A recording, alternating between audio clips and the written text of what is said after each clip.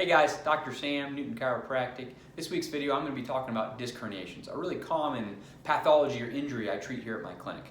Now when people think about disc herniations, they often think, oh my gosh, surgery, I can't get out of bed, sciatica, pretty bad stuff. But it's not always the case. These are extremely common in a lot of folks and we treat them every day here at my clinic pretty effectively typically.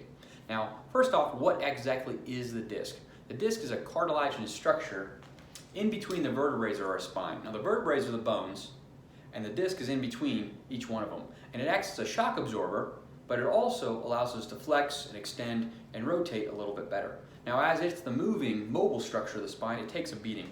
So often when we do excessive flexing forward, lifting, rotating, these can become injured. And when they do, they tend to herniate or bulge, typically posterior, backwards, and then lateral a little bit.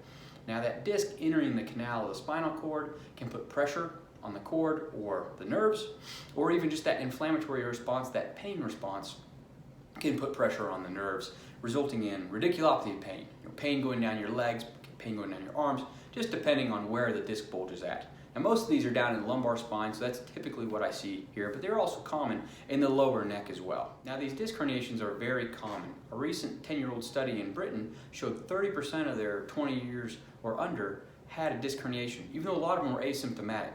And as you get older, the stats just increase up to 80 years old, where about 75 to 80% of their patients in their study actually had a disc herniation. But most of them are asymptomatic, meaning they don't feel them at all.